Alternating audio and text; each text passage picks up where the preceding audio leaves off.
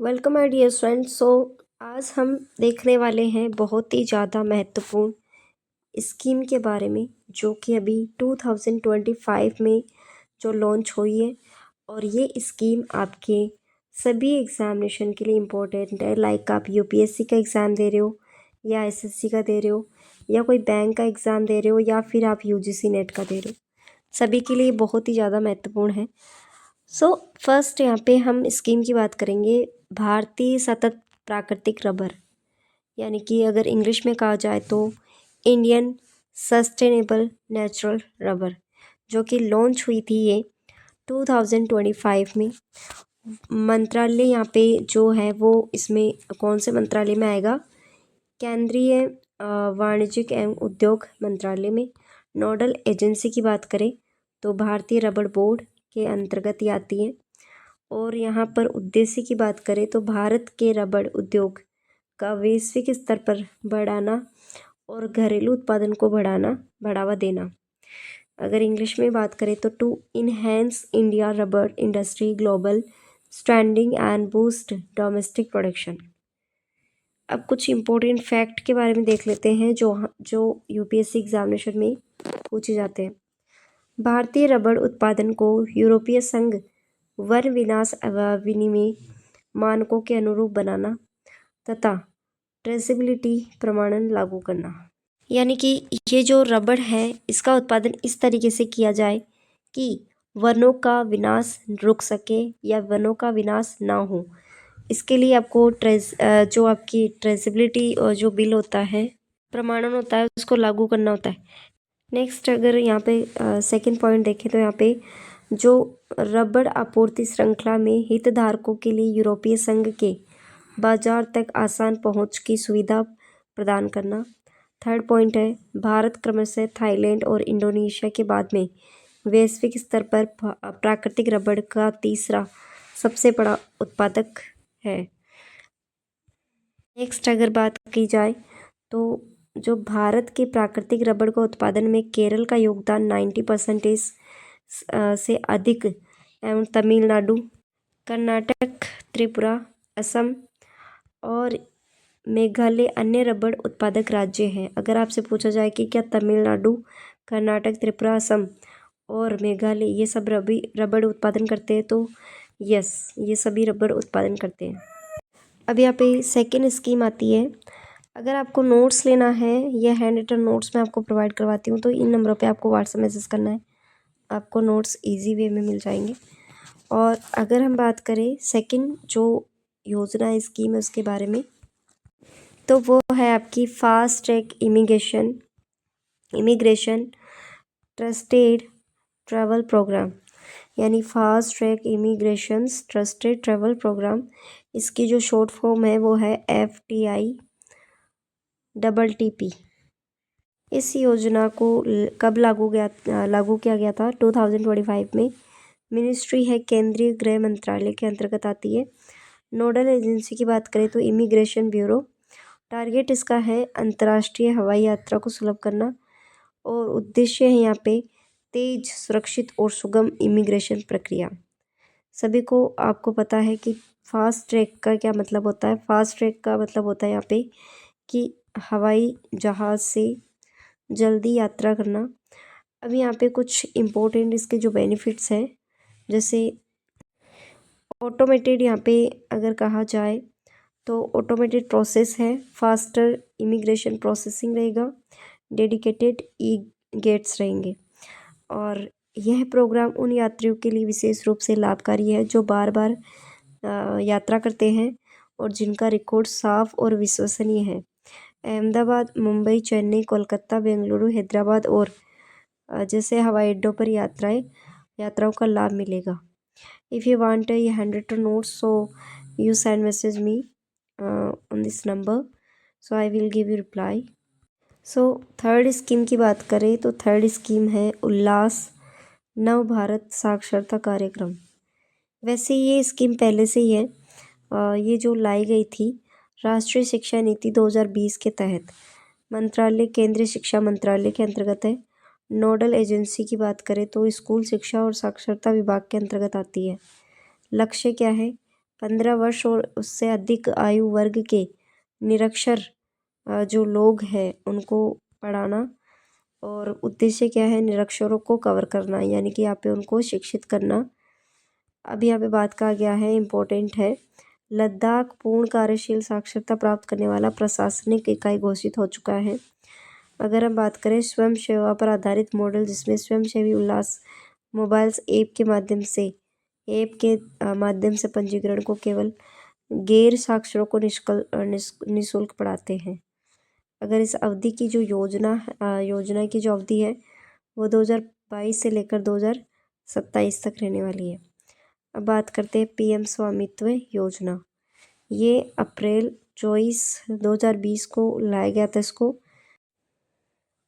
और ये जो है वो मंत्रालय किसके अधीन आता है, पंचायती राज मंत्रालय के अंतर्गत।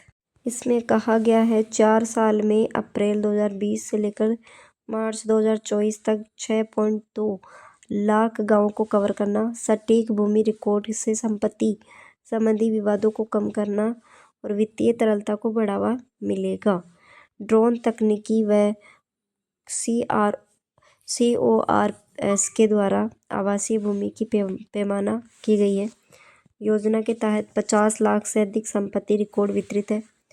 लक्ष्य की बात करें तो ग्रामीण भारत की एक एकीकृत संपत्ति सत्यापन समाधान प्राप्त करना। त्रिपुरा, गोवा, उत्तराखंड, हरियाणा जैसी ये योजनाएं पूरी तरह लागू हो चुकी है। अब नेक्स्ट स्कीम की बात करते हैं, स्कीम नंबर 5, यानी कि नो डिटेंशन नीति। तो इसका स्टार्टिंग है वो started in the year of 2009, but ये केंद्रीय शिक्षा मंत्रालय के अंतर्गत आता है। नोडल एजेंसी राष्ट्रीय शैक्षिक अनुसंधान और प्रशिक्षण परिषद।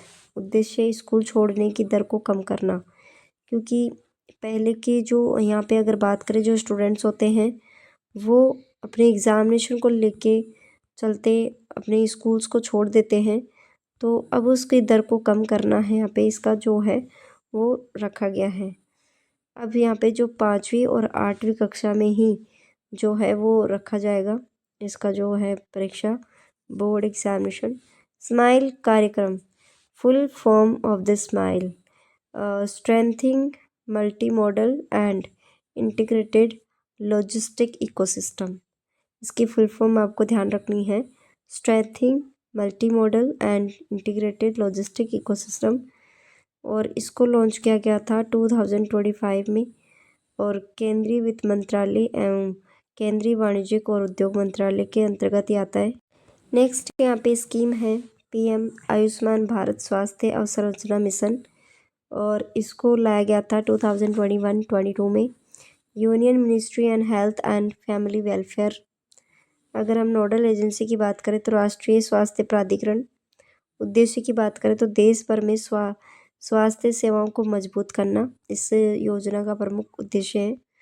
और पहले इसका नाम था प्रधानमंत्री आत्मनिर्भर स्वस्थ भारत योजना, जिसको बदल के अब पीएम आयुष्मान भारत स्वास्थ्य अवसंरचना मिशन कर दिया गया है। और इसकी अवधि 6 वर्ष रहने वाली है। अब यहाँ पे नेक्स्ट स्कीम है आयुष्मान भारत प्रधानमंत्री जन आरोग्य योजना।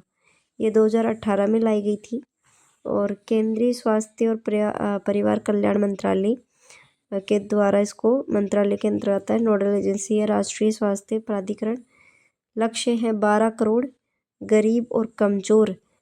तो 12 करोड़ मतलब 12 करोड़ में अगर मान के चलो कि यहाँ पे 5 मेंबर है या जो भी है, तो 60 करोड़ लोगों को ये लाभ होने वाला है। और यहाँ पर बोला गया है कि उद्देश्य इसका है प्रति परिवार वर्ष 5 लाख रुपए तक का मुफ्त स्वास्थ्य बीमा प्रदान करना। अब इसमें थोड़ा चेंजेबल आ गया है कि अब सभी परिवारों को यहाँ पर जो इस योजना का लाभ मिलेगा। नेक्स्ट यहाँ पे प्रधानमंत्री अध्यक्षता में केंद्रीय मंत्रिमंडल द्वारा आयुष्मान भारत प्रधानमंत्री जन आरोग्य योजना के लाभार्थी कवरेज का विस्तार को मंजूरी दे दी है। मतलब यहाँ पे अब सभी को यहाँ पे लाभ होने वाला है, चाहे वो कोई सी भी फैमिली हो। अब बात करेंगे यहाँ पे इसी में आगे बोला गया है कि नवीनतम संशोधन के तहत आय के आधार पर बनाए बिना 70 वर्ष के उससे अधिक आयु वर्ष के वरिष्ठ नागरिकों को स्वास्थ्य कवरेज के ABPMJ का लाभ उठाने का पात्र होंगे। मतलब बिना कोई यहाँ पे आय का प्रमाण पत्र दिए आपको ये जो है उसका लाभ मिलेगा। इससे लगभग यहाँ पे बोला 6 करोड़ वरिष्ठ नागरिकों को लाभ होगा और 5 लाख रुपए निःशुल्क स्वास्थ्य बीमा कवरेज होगा। नेक्स्ट यहाँ पे कहा गया है कि प्रत्येक डिग्री परिवार को 5 लाख रुपए का तक का केसलेस स्वास्थ्य बीमा दिया जाएगा। और यहाँ पे बोला है कि प्रत्येक यहाँ पे BPL है, प्रत्येक BPL परिवार को 5 लाख तक का केसलेस जो स्वास्थ्य बीमा वो दिया जाएगा। और 60% खर्च केंद्र सरकार और 40% खर्च राज्य सरकार यहाँ पे उठाएगी।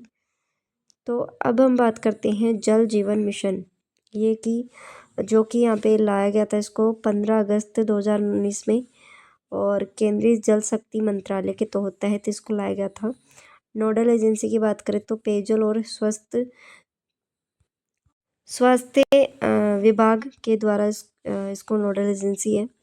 लक्ष्य की बात करें तो ग्रामीण भारत के सभी घर शामिल किए जाएंगे और उद्देश्य है 2024 तक नल के माध्यम से पीने का पानी उपलब्ध कराना। और केंद्र सरकार की योजना के हर घर जल के तहत पंजाब और ग्रामीण घरों 100% पाइप जलापूर्ति हासिल करने वाला राज्य।